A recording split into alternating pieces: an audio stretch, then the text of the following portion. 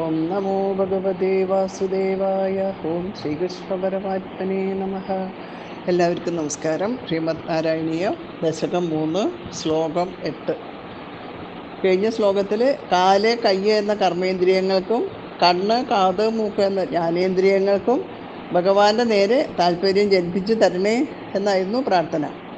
വാക്ക് എന്ന കർമ്മേന്ദ്രിയത്തിന് ഭവൽ ഗുണ കഥാകഥനത്തിൽ താല്പര്യമുണ്ടാകണം എന്ന പ്രാർത്ഥനയും, കഥയെന്തോ ഗുണകഥ എന്ന ആദ്യമേ ഇവിടെ ഭക്തിലക്ഷണമായിട്ട് പറഞ്ഞിരുന്നല്ലോ. അങ്ങനെ ശ്രവണം, കീർത്തനം, പാദസേവനം, അർച്ചനം, വന്ദനം എന്നിങ്ങനെ 5 വിധം ഭക്തിയുടെ പ്രാർത്ഥന കഴിഞ്ഞ ശ്ലോകത്തിൽ അടങ്ങിയിട്ടുണ്ടായിരുന്നു. ഇനി അന്ധകരണത്തിൽ ഭഗവാന്റെ സച്ചിദാനന്ദ രൂപം തെളിഞ്ഞു വിളങ്ങുകയും വേണം എന്ന് പ്രാർത്ഥിക്കുന്നു. 8ാമത്തെ ശ്ലോകം. പ്രബോധാദിവ്യാധി പ്രസവചലിദേവാമഗഹൃതി ത്വദീയം തദ്രൂപം പരമരസചിദ്രൂപമുദിയാത് ഉദഞ്ജത് രോമാഞ്ചോ ഗളിത ബഹു അർഷാശ്രുനിവഹോ യഥാ വിസ്മര്യാസം ദുരുവശമപീഠാപരിഭവാൻ.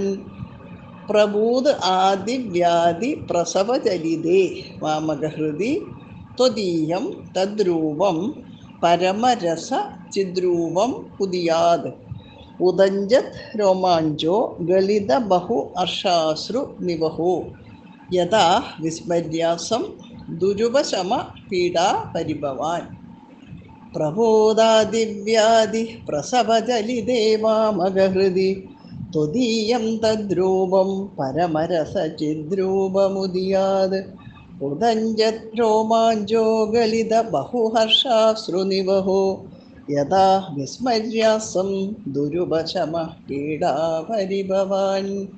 പ്രബൂതാദിവ്യാധി പ്രസവ ചലിതേ.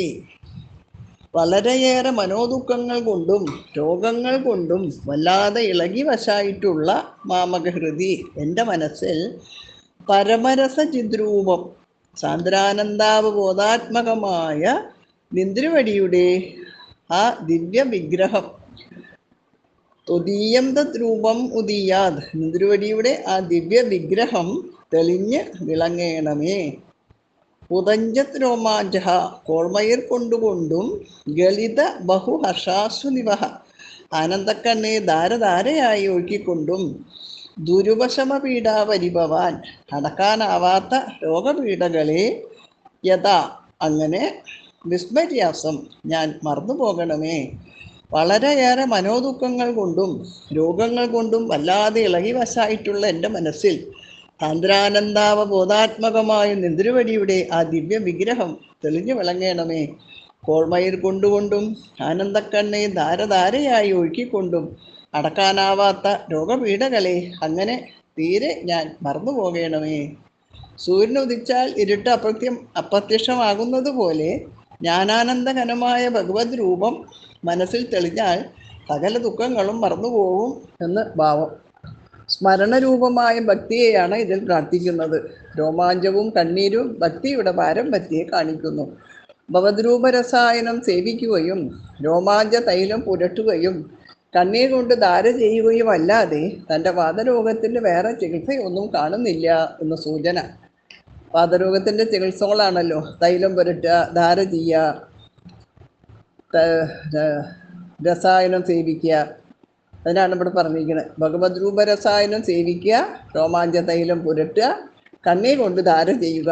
ഇതല്ലാതെ തൻ്റെ വാതരോഗത്തിന് വേറെ ചികിത്സയൊന്നും കാണുന്നില്ല എന്ന് സൂചന. വിസ്മര്യാസം എന്ന ആശീർലിംഗിൽ പ്രാർത്ഥന വ്യക്തമാക്കുവാൻ വേണ്ടിയാണ് യഥാശബ്ദത്തിന് യഥാവത്, തീരെ എന്ന അർത്ഥം വ്യാഖ്യാനിച്ചത്. ഭക്തി വർദ്ധിക്കാൻ കരുണയുണ്ടായാൽ മതി, അത് വർദ്ധിച്ചാൽ ആദികളും വ്യാധികളും എല്ലാം തന്നെത്താൻ ഒഴിഞ്ഞു മാറിക്കൊള്ളും എന്ന് ഭാവം.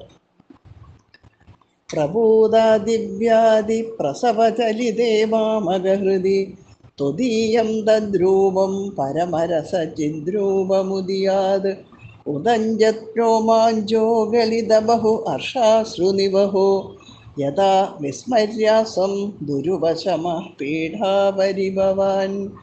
പ്രബോധാദിവ്യാധി പ്രസവചലിദേവാമഗഹൃതി ത്വദീയം തദ്രൂപം പരമരസചിദ്രൂപമുദിയാത് ഉദഞ്ചത്രോമാഞ്ചോ ഗളിതബഹുഹർഷാശ്രുനിവഹോ യഥാ വിസ്മര്യാസം ദുരുപശമപീഠാപരിഭവാൻ പ്രബോധാദിവ്യാധി പ്രസവചലിതേവാമഗഹൃദി ത്വദീയം തദ്രൂപം പരമരസചിദ്രൂപമുദിയാത് ഉദഞ്ചത്രോമാഞ്ചോ ഗളിതബഹുഹർഷാശ്രുനിവഹോ യഥാ വിസ്മര്യാസം ദുരുപശമ പീഠാപരിഭവാൻ.